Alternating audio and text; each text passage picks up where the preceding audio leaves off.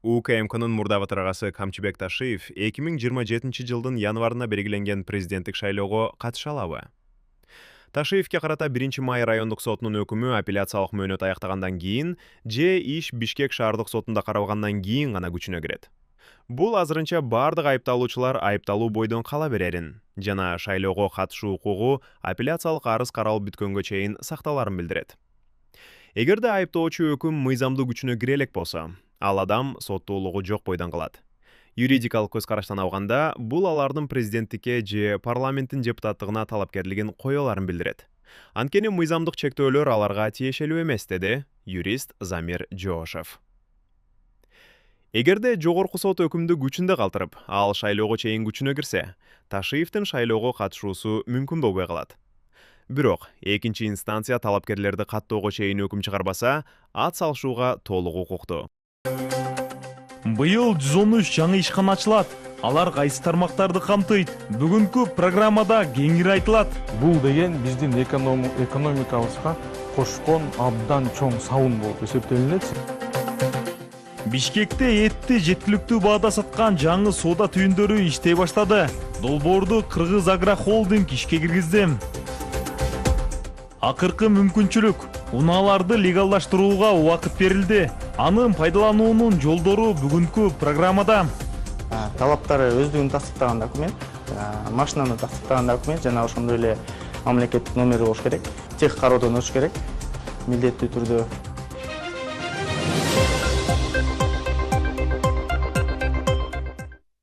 Министрлер кабинети Бишкек шаарынын кызматкерлеринин айрым категориялары үчүн 2026 жылдын 1-сентябрын дем алыш күнү деп белгиледи.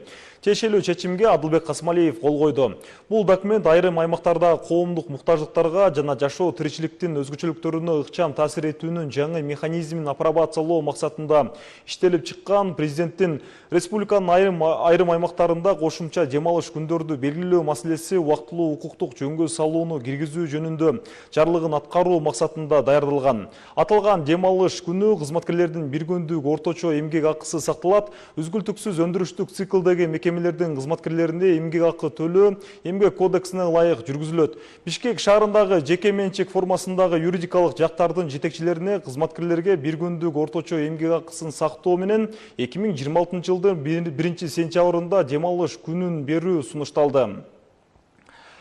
Кыргызстанда Тезжет авиакомпаниясынын лицензиясы жокко чыгарылды. Бул тууралуу Кыргызстан аэропорттору ишканасынын жетекчиси Манасбек Самиджинов социалдык тармактагы баракчасына жазды. Анын айтымында бул чечим авиациялык окуядан кийин кабыл алынды. Анда аталган Ассаламу алейкум, жалпы кыргыз элим. Сиздерден жардам сурап кайрылып жатамын. 3 баланын жалгыз бой энесимин. Ортончу балам Умар 6 жашта, диагнозу ДЦП, врожденный паралич. Кайдыгер карабаган кыргыз элим. Уулум Умарга жардам бериңиздер. Балдарыңыздар оорубасын.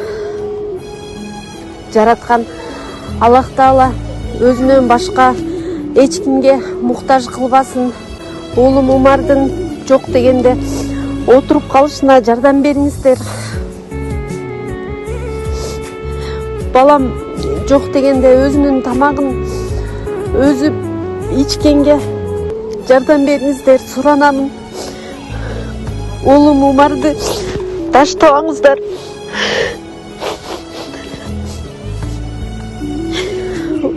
Учурда балам лечение алып жатат. Баламдын алган лечениясы токтоп калбаш үчүн жардам бериңиздер, суранамын.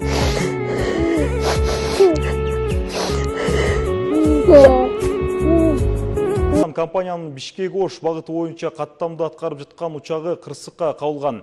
Жарандык авиация агенттиги окуядан кийин дароо иликтөө баштап, Тезжет компаниясынын ишмердүүлүгү пландан тышкары текшерген. Натыйжада Кыргызстандын авиация мыйзамдарын одоно бузуу фактылары аныкталган. Бул кемчиликтер учуулардын коопсуздугуна түздөн-түз терс таасирин тийгизери аныкталган соң, компаниянын лицензиясын артка кайтарып алуу чечими кабыл алынды деп жазды. Ошондой эле ал авиакомпаниянын аталышына, тарыхына же рыноктогу ордуна карабастан учуулардын коопсуздугуна коркунуч жараткан ар бир тарапка эң катаал чечимдер кабыл алынаарын кошумчалады. Қазақстандын Ички иштер министрлиги чек арадагы өткөрүү бекеттеринин жанына полициянын 59 постун уюштурду. Мекеменин билдирүүсүндө бул иш-чаралар өлкөдөн күйүүчү майды мыйзамсыз алып чыгууга бөгөт коюу максатында жүрүп жатат. Полиция чек арадан өтүп жаткан машинелерди текшерүүгө катышат. Жыл башынан бери кошумча күйүүчү май бактары мыйзамсыз орнотулган автоунааларды айдап жүргөн 255 факт аныкталган. 195 чет элдик жана Казакстандын 60 жарана административдик жоопкерчиликке тартылып, мыйзамсыз орнотулган кошумча бактар алынган. 8 июлдан тарта Казакстан коңшу өлкөлөрдөн келген автоунаалардын кирип чыгышын суткасына бир жолудан ашырбоо менен да чектеген. Өлкөнүн энергетика вице-министри Кайырхан Туткушбаевдин айтымында, акыркы убакта Орусия менен чектеш Батыш, Казакстан, Актөбө жана Павлодар облустарында күйүүчү майлоочу майды керектөө өскөн. Быйыл жыл аягына чейин 113 жаңы өндүрүштү бүткөрүү пландалууда. Учурда бул тизмедеги 6 ачылып, продукция берүүдө. Ал эми алгачкы 40 өндүрүш эгемендүүлүк күнүнө карата пайдаланууга берилет. Жаңы өнөр жайлардын ачылышы менен өлкө боюнча 12 миңдей жаңы жумуш орду түзүлөт. Алар кайсы тармактарды камтыйт? Жаңы өндүрүштөр экономиканын өнүгүшүнө кандай таасир берет? Темага кесиптешим Сүйнөй Тагаева кайрылып көрдү. Учурда биз Токмок шаарында жайгашкан Алдос ири өнөр жай комплексинде турабыз. Бул өнөр жайдын жалпы аянты 31 гектар жана Орто Азия аймагында эң ири ишкана болот деп мерчемделүүдө. Аталган жерде заманбап технологиядагы бардык аппараттар жайгаштырылган. Ал эми өнөр жай ишке киргенде жалпы 500гө жакын киши эмгектенет. Быйыл эгемендүүлүк күнүнө карата пайдаланууга берилүүчү 40 өндүрүш долбоордун катарында дал ушул Алдос текстиль фабрикасы да бар. Учурда аталган жерде курулуш соңуна чыгып, алдыда жабдуулар орнотулат. Долбоор мамлекеттик колдоонун негизинде ишке ашууда. Ал эми быйыл мындай объектиден 113 ачылат. 2026 жылы Кыргызстанда ишке кире турган өндүрүштүк долбоорлор: курулуш материалдарын өндүрүү 43, энергетика 20, азык-түлүк иштетүү 16, кен казуу 8, жеңил өнөр жай 7, соода логистикалык борборлор 7. Мындан тышкары ар кандай багыттагы дагы 12 ишкана пайдаланууга берилет. Жаңы өндүрүштөр менен өлкөнүн эмгек рыногунда дагы мүмкүнчүлүктөр кеңейет. Республика боюнча дээрлик 12 миңге жакын жаңы жумуш орду түзүлөт. Бул деген биздин экономикабызга кошкон абдан чоң салым болуп эсептелинет. Себеби бул аталган долбоор 100 өнөр жай ишканасы долбоору 24-жылдан башталды. 24-жылы эске сала кетчү нерсе, республика боюнча 102 ишкана ишке берилген болчу. Анын алкагында 8 миңден ашуун жумушчу орундар түзүлгөн. Жалпы инвестициянын көлөмү дээрлик 800 миллион АКШ долларына жетти.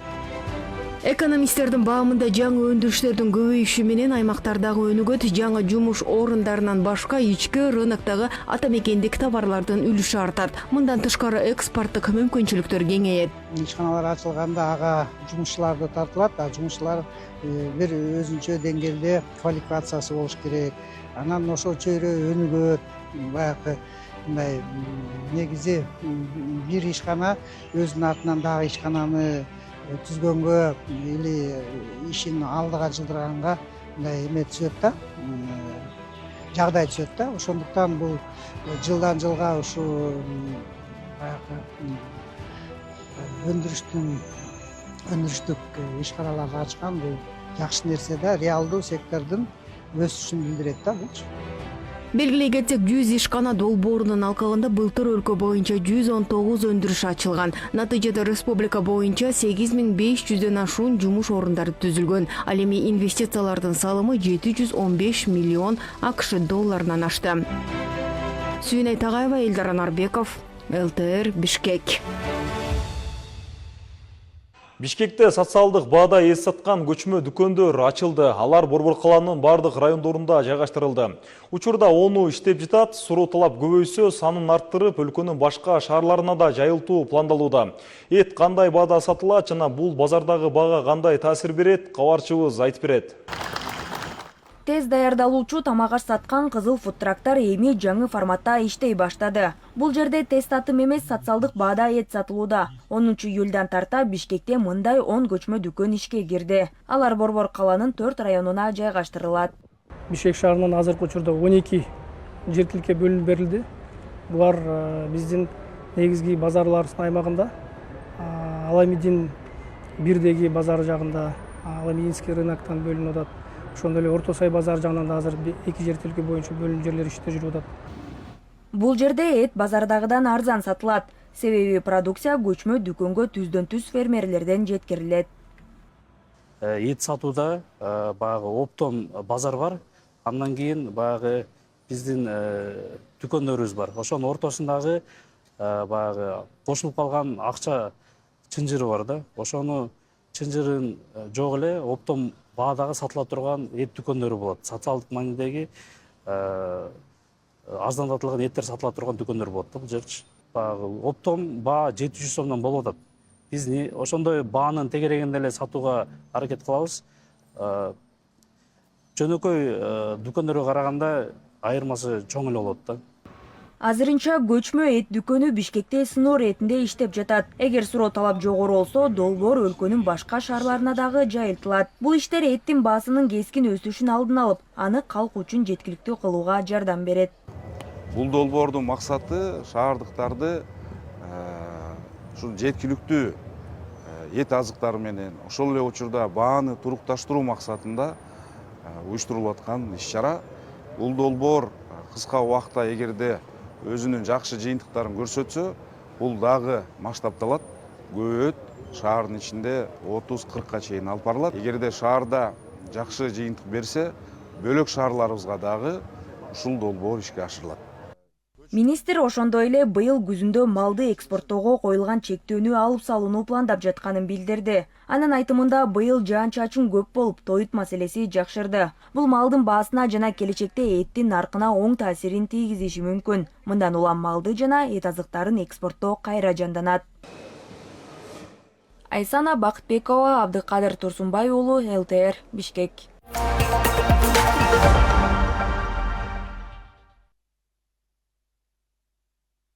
Өлкөдө баштапкы төлөмгө каражаты жетпеген 267 адам кепилдик фондунун жардамы менен ипотекага үй сатып алышты.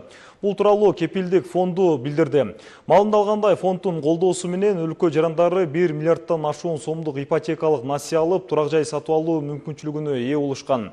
Белгилей кетсек, долбоор 2025 жылдын экинчи жарымында гана ишке киргизилген. Соңку маалда жарандардын ага кызыгуусу артып жатканы байкалат. Тагыраагы келечек программасы боюнча бардык кепилдиктер 60%-дан ашыгы 2026 жылдын биринчи жарым жылдыгында берилген. Нарын шаарынын Борбордук көчөсү асфальтталганы менен жээгиндеги ирригация түйүндөрү аялдамалар бүтпөй калган. Ушундан улам аларды толук аягына чыгаруу быйылкыга белгиленип, бардыгы шыдыр эле башталган. Бирок учурда эмгек ыргагы өтө эле жай. Тескерисинче, ушул иштерди жүргүзүү жоопкерчилиги жүктөлгөн Кыргыз автожолдун түндүк мамлекеттик ишканасындагылар буга чейин оңдолгондорду кайра бузууда. Мунун кесепетинен асфальттар четинен уурап, суу түтүктөрү жарылууда. Ал эми Нарын облустук прокуратурасынын билдиргенине караганда, шаардын инфраструктурасын жакшыртуу долбоорунда ири катачылыктар болгон. 33 аялдамага атайын чөнтөкчөлөр жасала турган болсо, ал 11-инде гана бар. Ошондой эле 11 жол чырактын ордуна 5 гана орнотулган. Ал эми жол белгилеринин алигиче коюлбагандыгы ар кандай кырсыктарга алып келиши мүмкүн. Бүгүнкү күндө ушу Нарын шаарынын Ленин көчөсүндөгү көйгөй бул жол белгилеринин жоктугу, жол чырактардын жетишсиздиги ошол жол кыймылынын катышуучуларына тоскоолдук жаралып келди. Буга чейин дагы биз тараптан сунуштар берилген, жол белгилерди эрте коюу боюнча жана жол чырактарды орнотуу боюнча. Чынын айтканда бул кырсыкка алып келет, жол белги жоктугу, жол чийимдеринин жоктугу, жол чырактын жоктугу жол кырсыктарын алып келип атат. Ар кандай жол кырсыктары катталып атат. Кара куурайдын жайылышы коомдук коопсуздукка олуттуу коркунуч жаратышы мүмкүн. Ошондуктан өлкө аймагында мындай өсүмдүктөрдү аныктоо жана жок кылуу боюнча атайын профилактикалык иштер жүргүзүлүп келет. Каракол шаарында да МАК 2026 ыкчам профилактикалык операциясынын алкагында рейдтер жүрүүдө.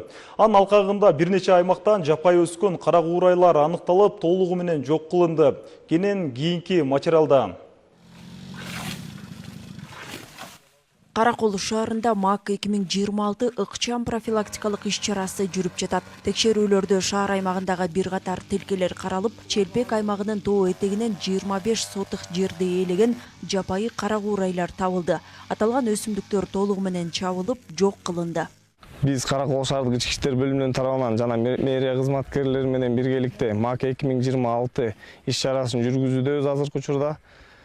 Азыркы учурда Челпек аймагында турабыз. Буга чейин Челпек аймагында өтө кара курайдын көп өскөн жери аныктаганбыз. Азыркы учурда мэрия кызматкерлери жана Каракол шаардык ички иштер тарабынан ошо кара курайды жок кылуу иш-чарасын жүргүзүүдөбүз. Ушундай эле иш-чара пристань аймагындагы жол жээктеринде да жүргүзүлдү. Анда болжол менен 10 сотых аянтта өскөн жапайы кара курайлар аныкталып, белгиленген тартипте чабылып өрттөлдү. Атайын тескеменин иш-чаралар планында Каракол шаарынын Челпек аймагында жана пристань аймагында аныкталып, болуштуктар тарабынан атайын карталары берилген. Ошонун негизинде бүгүнкү иш-чара жүргүзүлүп жатат. Бул жерде Каракол шаарынын ички иштер бөлүмү, биздин Каракол шаарынын жашылдандыруу муниципалдык чарба башкармалыгы, ошондой эле аймак башчысы, аймак жашоочулары баары ишке тартылган. Аталган иш-чара жапайы өсүмдүктөрдү аныктоо, жок кылуу жана алардын жайылышынын алдын алуу максатын көздөйт. Тиешелүү кызматтар мындай багыттагы профилактикалык иштер мындан ары да улантылаарын билдиришти. Дана Булалиева, Ынтымак Дафталиев, ЛТР, Ысык Көл облусу. Ал эми Баткен облусунда да баңгизаттардын мыйзамсыз жүгүртүлүшүнө каршы күрөш жүрүүдө. Кара курай комплекстүү рейдтик иш-чарасы өтүп, ага облустук жана райондук милиция кызматкерлери, жергиликтүү жарандар тартылды. Натыйжада 1,5 гектар жерден болжол менен 1 тонна 700 килограмм жапайы өскөн кара курай орулуп өрттөлдү. Милиция кызматкерлери аймактарда баңгизатка каршы алдын алуу иш-чараларын улантууда деп билдирет басма сөз кызматы.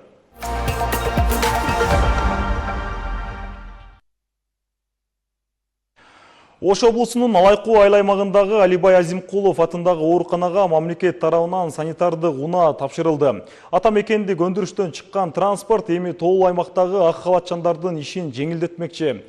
Теманы кабарчыбыз улантат. Сиздерде болсо өткөн аптада министрлер кабинетинин төрагасы, президенттин администрациясынын жетекчиси Адылбек Касымалиев Саламат сактоо министрлигине 100 автоунааны ачкычын тапшырган. Булардын 23-ü Ош облусуна бөлүнгөн. Анын бири облустагы эң алыскы Алайкуу өрөөнүндөгү Алибай Ажиматов атындагы ооруканага салтанаттуу түрдө тапшырылууда. Элге ак, таза, өз убагында жакшы кызмат кылган унаалардан болсун. Ата мекендик өндүрүштөн чыккан унаа мындан ары кызматтык дагы, санитардык дагы кызмат кылат. 2 кызматтык тез жардам унаасы бар эле. Анан ошол бошобой калган учурда биз ушу менен барып, оорулардан, бейтаптардан кабар алып келгенге шарт түзүлөт. Андан сырткары, мисалы райондун борборуна дагы кээ бир учурда ошол машина карап калган учур көп болот. Жетишпей калган жыйындарга, чогулуштарга ошого дагы эми жакшы жардам болот деп ишенем. Дал ушул жол азабын, унаа тартыштыгын Канайым Сагынбек кызы жон териси менен сезгендерден. Кар көчкүдөн улам район борборуна жете албай, тун перзентинин өмүрүн сактай албай калганын айтат. Оор күндөрдүн баары эми артта калды. Кудайдын кулагы сүйүнсүн. Азыр Канайым 8-чи перзентин жарык дүйнөгө алып келип отурат. Аймактын ооруканасындагы шарттар жылдан жылга жакшырып, район борборуна муктаждык деле болбой калды дейт. 2011-жылы. Бирок ал 8 айлык төлөгөмдө балам чачып калган. Ошондо шарт жок эле кыштын күнү шаарга жете албай калгам. 8 айлык төлөп кызым чачап калган. Анан азыр полный шарт бар, жакшы. 110 алтымыш экен. Алайкууга медицина негизинен 1927-жылдары келген. Алгач эмкана 2000-жылдары оорукана болуп түзүлгөн. 2017-жылы 20 керебетке ылайыкталган жаңы оорукана курулуп берилген. Жакшы экенсиң, давлениең жакшы, балаң жакшы. Кудай кааласа эртеңден чыгып каласың, жакшы. Мен ушул жерде 43 жылдан бери иштейм.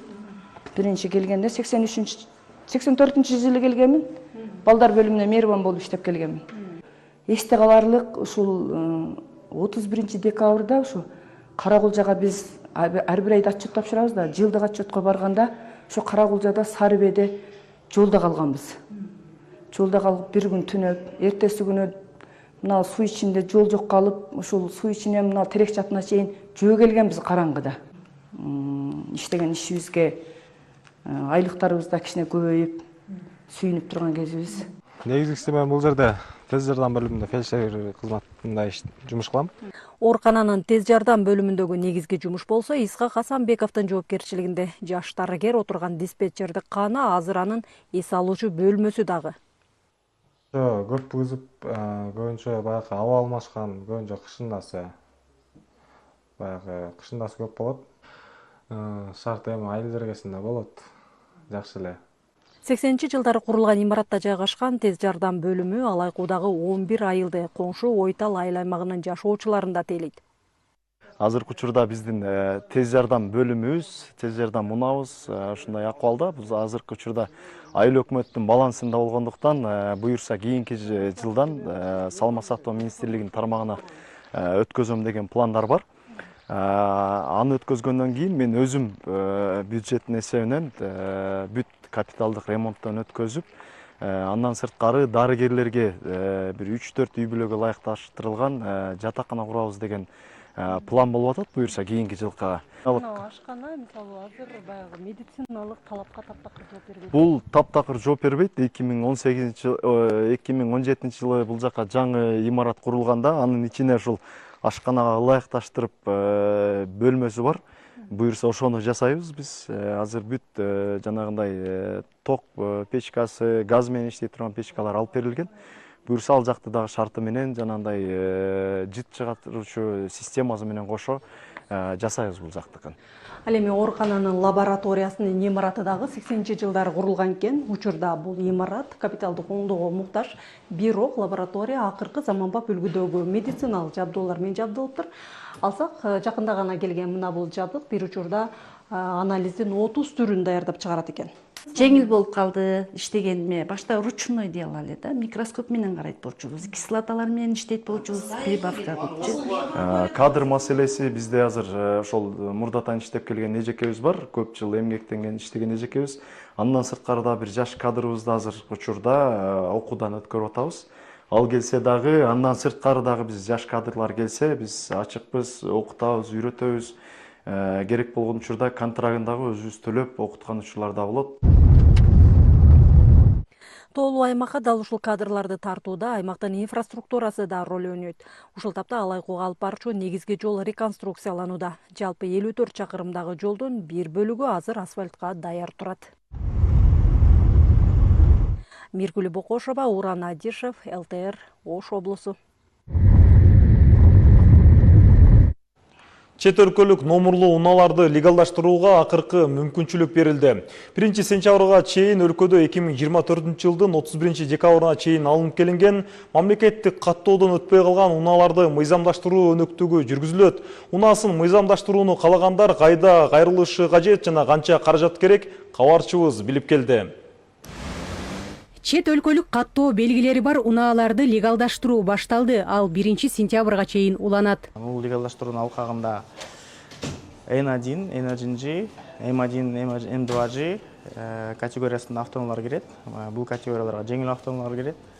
Жана ошондой эле быйылкы легалдаштырууда электромобилдер да кошулуп калды. Кичи автобус, микроавтобустар да кошулуп калды. Алар N1 жана N1G категорияларына кирип калат. Легалдаштыруу өлкөгө 2024 жылдын 31 декабрына чейин алынып келинген мамлекеттик каттоодон өтпөй калган унааларга гана тиешелүү. Идентификациялык белгилери өзгөртүлбөгөн болушу шарт жана издөөдө болбошу кажет. Талаптары өздүгүн тастыктаган документ, машинаны тастыктаган документ жана ошондой эле мамлекеттик номери болуш керек. Тех кароодон өтүш керек. Милдеттүү түрдө тех кароодон өткөндөн кийин, акчасын баары тең төлөнгөндөн кийин бизге каттоодон турат. Акчасын белгилей кетсек, 200 кубический метрге чейин 50 000 сом, 2000 кубический метрден өтүп кетсе 100 000 сом. Жана электромашиналарга 50 000 сом. Унаасын легалдаштырууну көздөгөндөр транспорт каражаттарын жана айдоочулук курамдык каттоо боюнча мамлекеттик борбордун бардык аймактык бөлүмдөрүнө кайрылса болот. Транспорт каражаттарын каттоо филиалдарында алардын саны жалпы 35. Ишти баягы алып барууга, келген жарандарды тейлегенге, учурунда маалымат бергенге толук кандуу азыр өнөктүктү жүргүзүп жатышат. Өлүмдөрдүн көпчүлүгү дүйшөмбүдөн жумага чейин, эртең мененки 8:30-дан кечки 5:30-га чейин иштейт. Бирок биримдик 24 жана Ош аймактык бөлүм бул учурда ошол дем алышсыз түнкү 1:30-га чейин, эртең мененки 8:30-дан түнкү 1:30-га чейин иш алып барышат. Легалдаштырууну ишке ашыруу үчүн Аю Грант соода борборунда жайгашкан Бишкек шаардык бөлүмүндө атайын 3 кабыл алуу терезеси даярдалган. Анын бирине Самат мырза кайрылды. Ал легалдаштыруу өнөктүгүн абдан күткөнүн айтты. Машинаны үлгеріп алған мен. Россияда айдап жүрдім, яқа айдап келдім. Анан бұл жерден неме оформление алғанда жетішпей қалдым, үйде тұрып қалды машина. Анан мына біраз башталып тұр, келдім. Осы айдалбай тұрды да. Канча айдай тұрып алдыңыз? 1 жылдай тұрды ғой. Учурда өлкөдө болжол менен 5000 чукул чет өлкөлүк номурлуу транспорт каражаты бар экени айтылууда. Алардын ээлери 1 сентябрга чейин легалдаштыруу мүмкүнчүлүгүнөн пайдалана алышат. Бул жолку легалдаштыруу өзгөчө чара болуп саналат жана мөөнөт аяктаган соң узартылбайт. Эске сала кетсек, буга чейинки легалдаштыруу өнөктүгү учурунда 30 000 унаа мыйзамдаштырылган. Жазгүл Сейдахматова, Меримбек Жусупбек уулу, ЛТР, Бишкек. Эми программанын экинчи бөлүгүнө өтөбүз, андагы темалардан кыскача. Жогорку окуу жайларына чет өлкөлүк студенттерди кабыл алуу жаңы тартипке өттү. Эми абитуриенттер документ тапшыруудан тартып, кабыл алуу процессине чейин баардык маалыматты бирдиктүү тутум аркылуу ала алышат. Бул долбоордун түзүлүшү мен үчүн абдан маанилүү болду. Бул жакта документ тапшыруу жана кабыл алуу процесси деле узакка созулган жок. Дүйнөлүк көчмөндөр оюндарына атайын ыктыярчылар даярдалууда. Алар меймандарга кандай мамиле жасоону үйрөнүшүүдө. Ар бир волонтер менен биз кылдаттык менен иштеп атабыз. Биздин ар бир ишчилерибиз, жумушчуларыбыз онлайн түрүндө иш алып барып атат, онлайн, офлайн түрүндө окуулар жүрүп атат. Тогуз коргоол боюнча Кыргызстандын чемпиону Темирлан эми дүйнөлүк көчмөндөр оюндарына катышууга даярданууда. Күчтүн келишинче өзүм ушул аракет кылып, көчмөндөрдө өзүмдүн атымды жаздырып, чемпион болгонго максат кылам.